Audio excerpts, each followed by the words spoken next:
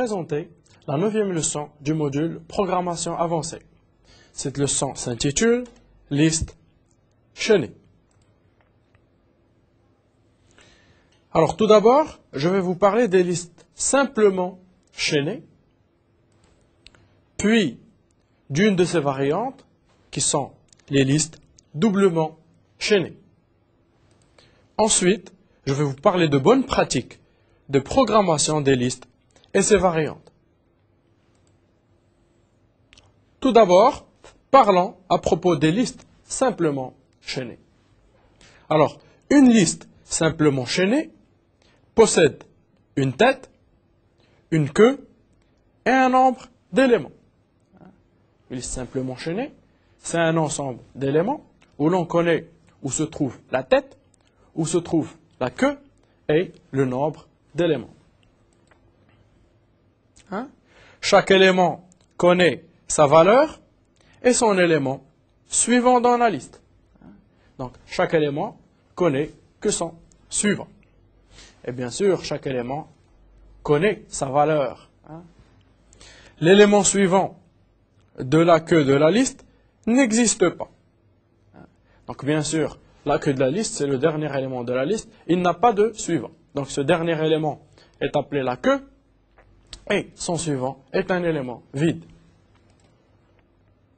Alors, voilà une illustration de ce que c'est qu'une liste. On a la liste constituée des éléments dans cet ordre 35, 4, 63. Voilà la tête de la liste, dont la valeur est donc 35. Et voilà la queue de la liste, dont la valeur est 63. Le suivant de l'élément contenant la valeur 35 est l'élément contenant la valeur 4, puis 63, et le suivant de la queue de la liste est un élément vide. Donc, un élément connaît sa valeur, connaît son suivant, et une liste connaît sa tête, connaît sa queue, et son nombre d'éléments, qui pour ce cas particulier est égal à 3. Donc, ceci est une liste simplement chaînée. Alors, quels sont les intérêts des listes et des listes simplement chaînées? Alors, c'est un type abstrait de données linéaire asymétrique. Pourquoi asymétrique? Parce que on connaît le suivant, mais le suivant ne nous connaît pas. C'est-à-dire, chaque élément connaît son suivant, mais lui, il n'a aucun droit de voir son précédent. Donc, c'est pour ça qu'on dit que c'est asymétrique. Donc, il permet de manipuler des ensembles dynamiques. Alors, rappelez-vous de l'allocation dynamique. Quand on a besoin de mémoire, on demande au système de nous donner une mémoire supplémentaire à l'exécution. Donc, si on veut ajouter un élément à une liste, on le fait d'une manière dynamique. On ne sait pas quelle est la taille initiale de la liste. Au fur et à mesure du besoin, on peut insérer un élément dans la liste. Donc, c'est pour ça qu'on dit qu'elle gère des ensembles dynamiques.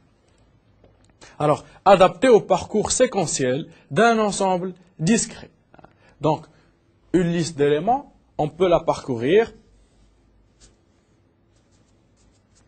d'une manière séquentielle selon l'ordre de la tête à la queue en passant par les suivants. Donc, c'est un parcours séquentiel. Donc, les ensembles représentés par les listes, forcément, sont discrets.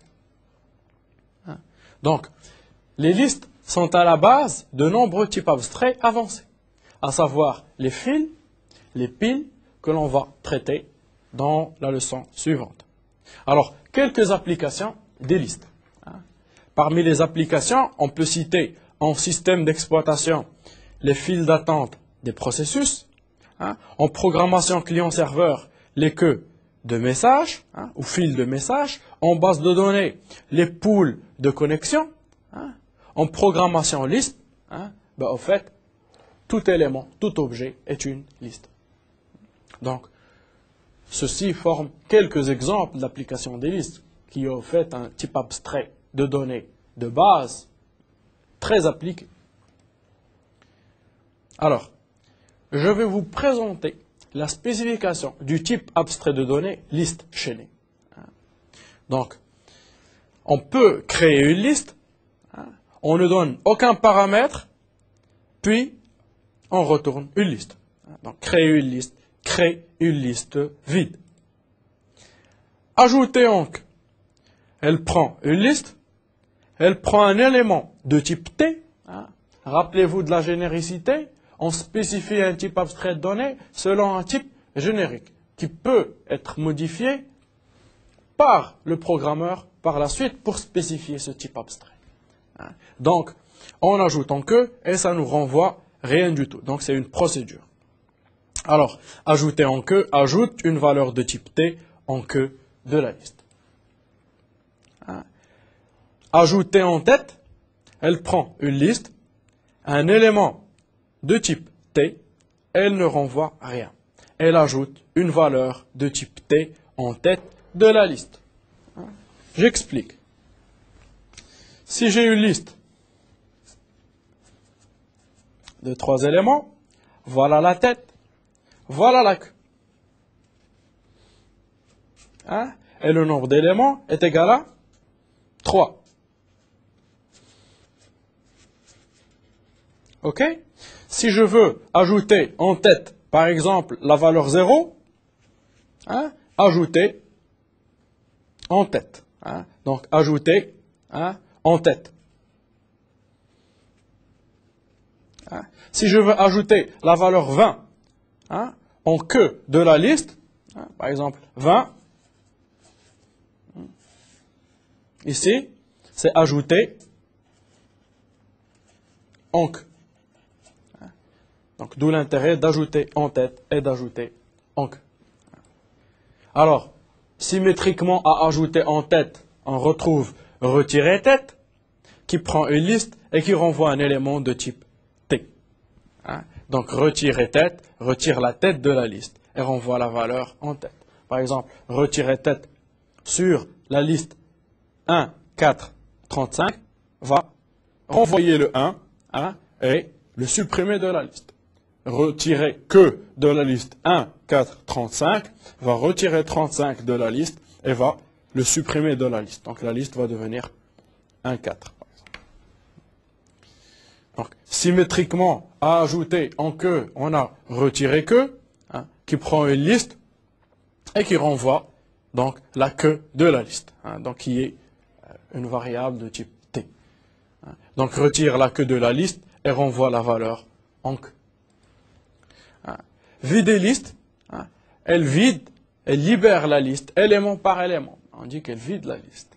Donc elle prend une liste et elle ne renvoie rien du tout. Alors, vider une liste,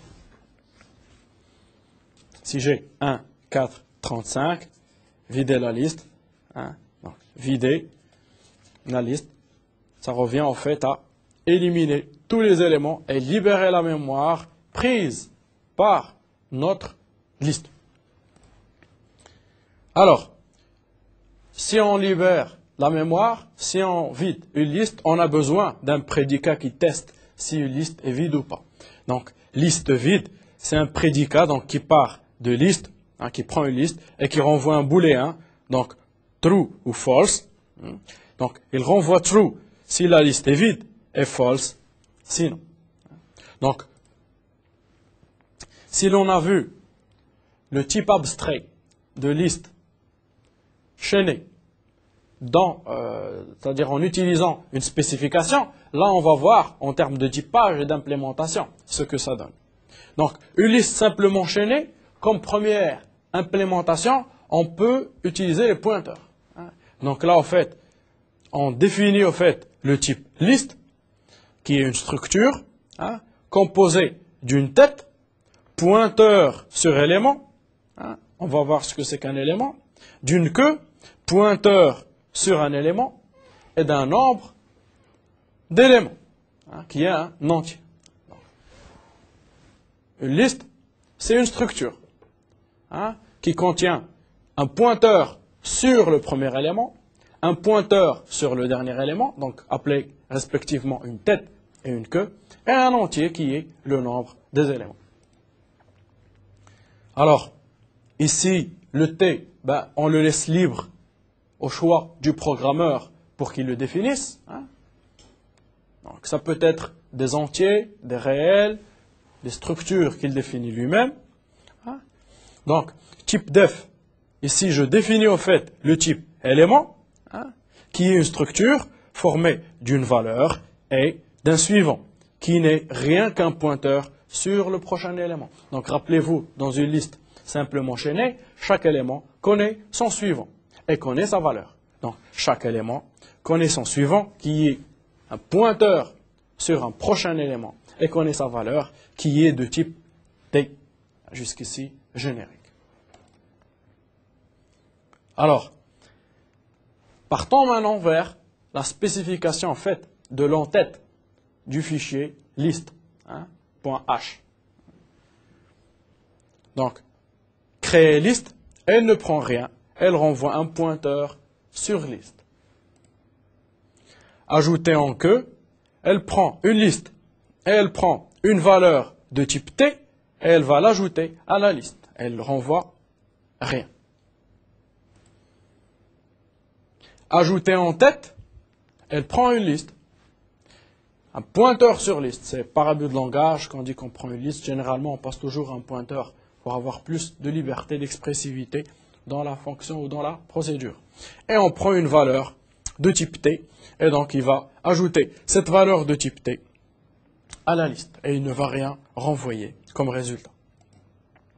Retirer tête, prend un pointeur sur une liste, et va retirer la tête de la liste, qui est une variable de type T. Retirer que, similairement à retirer tête, prend en paramètre input un pointeur sur liste et va retourner la queue de la liste, qui est une variable de type T. Vider la liste, elle prend un pointeur sur la liste et elle ne va rien renvoyer. Alors, liste vide, notre prédicat de test, si la liste est vide, il prend un pointeur sur une liste et il va renvoyer un booléen vrai si la liste est vide, faux, false si la liste est non vide. Alors, maintenant, si l'on a spécifié le type abstrait de données, liste, et puis on a spécifié l'entête de ce type abstrait, donc du module au fait liste, qui est liste.h, essayons maintenant de voir à quoi ressemble liste.c, donc le corps des opérations de ce type abstrait, liste, simplement chaînée. Alors, pour créer une liste, qu'est-ce qu'on fait? En fait, là, on déclare un pointeur sur liste et on va allouer au fait une zone mémoire pour la variable, pour une variable de type liste. Donc, elle, c'est simplement un pointeur sur liste. On lui a alloué, au fait, l'espace pour stocker le nombre d'éléments, un pointeur sur la tête, un pointeur sur la queue de la liste. Et puis ici, qu'est-ce que je dis? Je dis que la tête et la queue de la liste valent nul. C'est-à-dire qu'au départ de la création d'une liste, en fait, il n'existe ni tête, ni queue. Donc si on regarde ici, ça c'est une liste vide, elle n'a ni tête, ni queue, et son nombre d'éléments est égal à 0. Donc son nombre d'éléments est égal à 0. Alors, si on illustre ce principe de création d'une liste vide, en fait, la tête, elle est nulle, la queue, elle est nulle, et le nombre d'éléments, il est égal à 0. Et l'allocation en fait, qu'on a réussi à faire, c'est l'allocation pour allouer en fait, une variable de type liste qui est une structure. Et bien sûr, on a retourné en fait, ce pointeur sur cette zone allouée dynamiquement. Alors, si l'on est arrivé à créer une liste, comment ajouter maintenant un élément dans une liste? Alors, ajouter en tête, alors, on donne une valeur, en fait, et on donne un pointeur sur liste. Alors, on va allouer, au fait, de la mémoire pour un élément. Rappelez-vous un élément, il connaît sa valeur et il connaît son suivant, qui est un pointeur sur un autre élément. Donc, j'alloue pour de la mémoire pour un élément, je dis que la valeur de cet élément est égale à V, donc le paramètre de ajouter en tête. Je dis que le suivant en fait de notre élément est égal à la tête de la liste, hein, c'est-à-dire que si on veut ajouter un élément en tête, il faut que son suivant devienne l'ancienne tête de la liste. Et que donc la nouvelle tête de la liste, c'est E, c'est-à-dire que on ne va plus considérer ça comme tête, mais la nouvelle tête va devenir en fait le 0 que l'on va en fait insérer ici. Alors, si la queue est égale à nul, c'est-à-dire que si la liste finalement est vide, notre élément qu'on vient d'ajouter en tête, c'est au fait le seul élément de la liste. Hein? Donc en fait, si on avait une liste vide, la queue, elle est vide, on insère au fait un 0. Hein? Donc la tête, on a dit, devient l'élément, et la queue au fait doit au fait également pointer sur cet élément. Donc c'est ce que l'on dit ici. La tête, elle est de toute façon égale à l'élément, quel que soit l'état de la liste avant. Et la queue, si elle était nulle, en fait, elle pointera maintenant sur notre nouvel élément. Et puis bien sûr, le nombre d'éléments de la liste augmente. Si avant d'insérer 0, le nombre d'éléments était 0, là le nombre d'éléments devient égal à 1. Donc on augmente forcément le nombre d'éléments. Alors, voilà l'exemple d'illustration. On a créé une zone mémoire suffisante pour stocker un élément. On a mis la valeur dans l'élément. On a dit qu'au fait, le suivant de l'élément, c'est la tête, l'ancienne tête de la liste. On a dit que la nouvelle tête, au fait, c'est l'élément. Et la queue, au fait, si la liste était vide, la queue, au fait, pointerait sur E. Si elle n'est pas vide, elle resterait comme elle était avant. Et le nombre d'éléments augmente. Il n'y avait que cet élément-là. Plus 1, ça fait 2 éléments. Alors, retirer tête maintenant. Hein. Donc, si on est arrivé à ajouter en tête, il faudrait savoir aussi retirer en tête. Alors, comme précondition, notre liste n'est pas vide. C'est-à-dire, si on retire la tête, la liste contient au moins une tête. Alors, en fait, on va déclarer une variable partant qui est au fait un pointeur sur liste et partant en fait va pointer sur la tête de la liste. On va dire au fait que la valeur qu'on va retourner, donc la valeur de la tête, c'est partant. C'est la valeur du partant, donc, qui est la valeur de la tête. Donc on sauvegarde en fait ce résultat-là. Si on dit que la queue est égale à la tête, c'est-à-dire qu'au fait, il existait un et un seul élément dans la liste, c'est-à-dire que la tête et la queue pointent sur le même élément, alors au fait, la queue va être égale à nul. Parce que si on retire la tête et qu'il y avait un seul élément, donc la tête pointe sur la queue, ça veut dire que la queue doit recevoir la valeur nulle. Maintenant, la tête au fait de la liste, c'est au fait le suivant du partant. C'est-à-dire que, de toute façon, si on élimine un partant, c'est son suivant qui devient la tête. Si jamais on élimine ça, le suivant devient la tête. Si la liste contient un seul élément, le suivant de ce seul élément, il est vide, donc la tête devient égale à vide. Le suivant d'un nouvel élément, il est vide. Et le suivant d'un élément qui a un successeur, c'est le successeur, la tête devient cet élément-là. Donc, on décrémente le nombre d'éléments et on n'oublie pas au fait de libérer la mémoire de partant. C'est-à-dire qu'au fait, partant, en fait, il avait pointé sur cet élément, on a tout fait pour l'éliminer, et maintenant, en fait, il faut libérer aussi. Il ne suffit pas de l'éliminer de la liste, il faut aussi libérer sa mémoire pour qu'elle puisse être utilisée par ailleurs.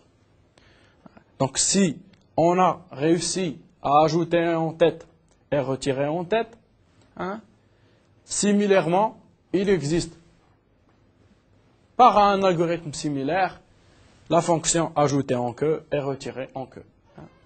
Alors, pour ajouter en queue, on crée pareil un nouvel élément, on dit que sa valeur c'est le paramètre de notre fonction, on dit que son suivant est nul parce que de toute façon, c'est le dernier élément. Si la tête est égale à nul, c'est-à-dire il n'existe aucun élément, en fait, l'élément devient la nouvelle tête. Si la queue est différente de nul, c'est-à-dire en fait qu'il existe au moins un élément, en fait, là, le suivant en fait de la queue doit pointer maintenant sur notre élément. Si la queue pointe ici, elle n'est pas nulle forcément, alors et notre élément, on l'a créé ici, en fait, on dit que le suivant de la queue doit pointer sur l'élément. Maintenant, la queue va devenir ce nouvel élément, parce qu'on a ajouté en queue. Et puis on augmente le nombre d'éléments. Alors, pour illustrer, donc en fait, on a créé un élément E, on a fait les manipulations pour qu'en fait la queue change de place et vienne pointer sur cet élément E. On a augmenté le nombre d'éléments, et bien sûr, s'il n'existait pas un autre élément dans la liste, tête en fait allait pointer sur le nouvel élément E. Là, il existait déjà un élément, donc la tête ne bouge pas. Mais sinon, l'algorithme traite le cas où il existe un seul élément dans la liste préalablement. Alors, similairement à ajouter que, on va retirer la queue. Alors, pour retirer la queue, on a notre liste.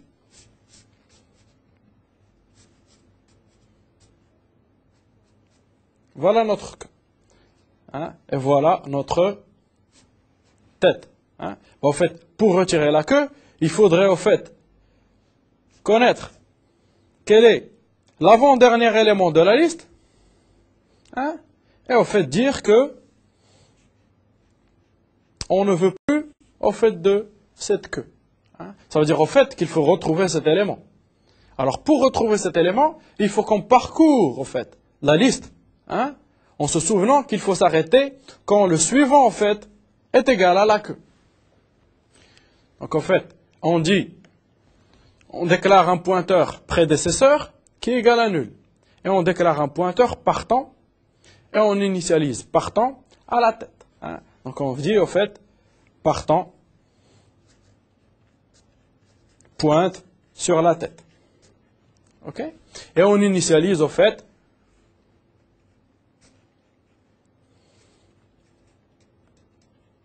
un pointeur près à nul. Alors, je vais au fait scruter élément par élément notre liste en s'arrêtant en fait sur l'avant-dernier élément. Donc, rappelez-vous, on a initialisé près d'un nul et partant à tête. En fait, on va les bouger mutuellement jusqu'à ce que on arrive au fait à la fin de la liste. Donc, tant que partant, point suivant, est différent de nul, qu'est-ce que je fais? Près reçoit partant et partant reçoit partant, point suivant. C'est-à-dire qu'au fait, tant que partant, point suivant, est différent de nul, j'avance. En fait, partant à la fin de notre algorithme va pointer sur ça, parce que partant, point suivant, est égal à nul. Donc partant va pointer ici, et près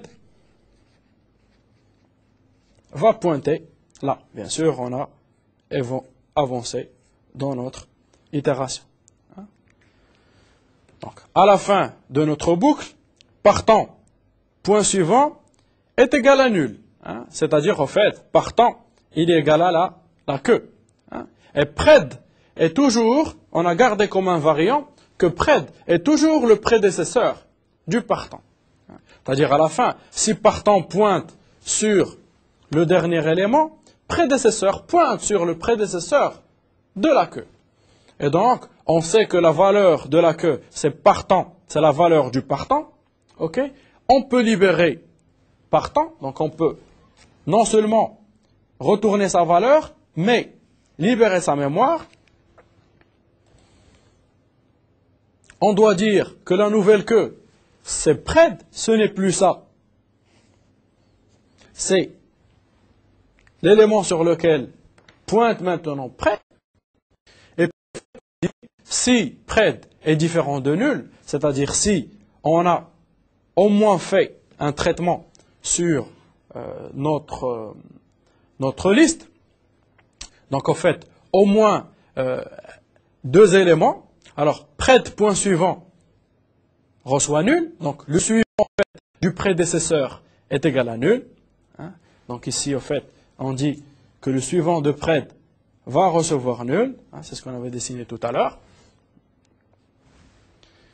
Alors sinon, hein, la tête reçoit nul.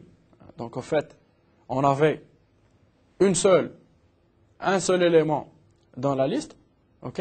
Et donc si on vire la queue de la liste, ben, il faut que la tête devienne égale à nul. Hein? Bien sûr, on décrémente le nombre d'éléments et on retourne le résultat requis, donc, qui était la queue. Alors, vider liste. Hein? Pour vider la liste, ben, en fait, il faudrait parcourir élément par élément la liste et libérer chaque élément. Puis après avoir pris en compte, en considération, le suivant. Hein? C'est-à-dire, si on a une certaine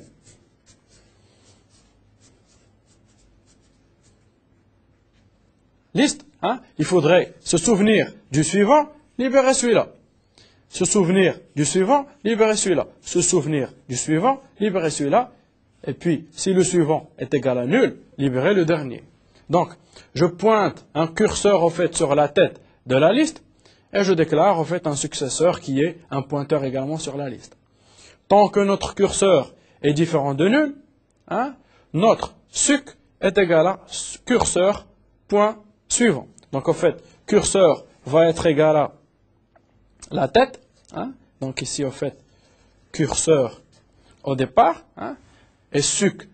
Tant que curseur est différent de nul, si la liste, en fait, initialement, la tête est égale à nul, on s'arrête. Si c'est différent de nul, ça contient quelque chose, ben, en fait, on rentre dans la boucle et suc va être cet élément. Hein. Puis, qu'est-ce qu'on fait? On fait free de curseur, c'est-à-dire on libère cet élément, on connaît notre successeur, on peut maintenant dire que successeur, hein, que curseur va pointer maintenant ici, et successeur va venir ici, etc., etc. Donc on va bouger curseur, successeur, l'un derrière l'autre, jusqu'à ce que l'on aboutisse à curseur est égal à nul, hein, c'est-à-dire au fait qu'on a abouti à la fin de la liste et il n'y a plus rien là. Alors, on n'oublie pas de dire que le nombre d'éléments est égal à 0 et que la queue est égale à la tête est égale à la valeur nulle. Alors, une liste vide, comment définir une liste vide? Ben, tout simplement, si son nombre d'éléments est égal à 0, alors on renvoie vrai, sinon on renvoie faux. Alors, on illustre. Hein. Je vais créer une liste. Hein. Donc tout d'abord, j'ai une tête et j'ai une queue vide. Hein. Puis, je vais ajouter Alice. Puis je vais ajouter Bob. Puis je vais ajouter Carole. OK? Et on se rend compte au fait que le nombre d'éléments, le voilà, il est maintenant égal à 3. Hein? Et qu'au fait, Alice pointe sur C7 qui est Bob. Et Bob pointe sur Carole qui a CA. Alors, inconvénient des listes simplement chaînées, c'est son aspect asymétrique. Définition liste par la tête et la fonction suivant. On a dit que chaque élément connaît son suivant, mais chaque élément ne connaît pas son prédécesseur. Alors, sens unique de parcours de la tête à la queue. Alors, la fonction retirer que se fait linéairement en O de n, n étant le nombre d'éléments de la liste. La fonction inversée se fait linéairement, n étant le nombre d'éléments de la liste. Donc, on ne fait qu'un parcours linéaire, séquentiel, on ne peut pas faire un parcours dans l'ordre inverse. Alors, la solution, c'est la variante liste doublement chaînée. Alors, une liste doublement chaînée possède une tête, une queue et un nombre d'éléments. Comme pour la liste simplement chaînée, chaque élément connaît sa valeur et ses éléments précédents et suivants dans la liste. Les éléments suivants de la queue et précédents de la tête n'existent pas. Donc on va voir une illustration. Non seulement chaque élément connaît son suivant, mais chaque élément aussi connaît son précédent. Donc c'est doublement chaîné. Bien sûr, la queue n'a plus de suivant, elle a son précédent, et la tête n'a pas de précédent. Okay? Et donc on peut au fait simplifier les traitements de retirer queue, par exemple, qui devient en coût constant, au lieu de coût linéaire pour la liste simplement chaînée. Alors, intérêt des listes doublement chaînées, c'est des types abstraits de données linéaires symétriques cette fois. Ça permet de manipuler des ensembles dynamiques également. C'est adapté à un parcours séquentiel d'un ensemble discret selon une relation d'ordre et son inverse. On peut parcourir selon une certaine relation d'ordre et son inverse parce que c'est doublement chaîné. On peut revenir dans le sens des précédents. Est à la base de nombreux types abstraits de données, chemin élémentaire, circuit élémentaire, liste circulaire, etc. Plusieurs applications sont possibles, modélisation en réseau en bus, algorithme géométrique, stockage de polygones, calcul d'enveloppe convexe, dans le graphe stocker les listes de successeurs, etc. Donc c'est très riche comme type abstrait de données. Alors, la liste doublement chaînée peut également être implantée à l'aide de pointeurs, similairement aux listes simplement chaînées. Donc, la même syntaxe, à part que là, on ajoute précédent, et donc chaque élément pointe sur son précédent, pointeur sur un élément. Alors, quelques bonnes pratiques au fait de programmation de listes simples et doublement chaînées. Alors, on peut utiliser des éléments fictifs. Rappelez-vous au fait qu'avant de pouvoir travailler, on a toujours pointé sur l'élément et l'élément précédent, par exemple. Donc, on a gardé un pred est égal à nul, puis le pred, il devenait le curseur, etc. À la fois pour vider la liste, à la fois pour retirer en queue, etc. Et donc ça, c'est un peu gênant à traiter les cas particuliers. Donc, pour ça, on utilise au fait le principe d'élément fictif ou de sentinelle pour éviter la gestion particulière des pointeurs nuls à chaque opération. Alors, voilà, on insère au fait un élément qui est fictif au fait, qui n'existe pas réellement dans la liste, mais au fait qui permet au fait de garder cet invariant. La tête de la liste, c'est le suivant du fictif de la liste. Donc la tête de la liste, c'est le suivant du fictif de la liste. Alors, ici au fait, on ne stocke plus la tête, mais on stocke le fictif, qui est un pointeur sur l'élément, bien sûr la queue et le nombre d'éléments. Alors ici, au fait, l'élément, il garde sa définition classique, avec sa valeur et son élément suivant. Alors, pour retirer maintenant la queue, on utilise prédécesseur pas égal à nul, mais égal à fictif. Et on n'a plus besoin, en fait, d'avoir deux variables. Donc, tant que le suivant du prédécesseur est différent de la queue, qui a été initialisée ici, je fais pred, reçoit, pred point suivant. Donc, j'ai besoin d'un seul pointeur pour parcourir la liste, alors qu'avant, j'avais besoin de deux pointeurs. Donc, ça simplifie largement l'algorithme. Donc, à la fin, le résultat, c'est la valeur du suivant du prédécesseur, et je libère le suivant du prédécesseur. Donc, si le prédécesseur est différent de l'élément fictif, c'est-à-dire s'il existe au moins un élément dans la liste, alors je modifie la queue, je modifie le suivant du prédécesseur, sinon la queue devient nulle, c'est-à-dire qu'il y avait un seul élément dans la liste, et je décrémente le nombre d'éléments.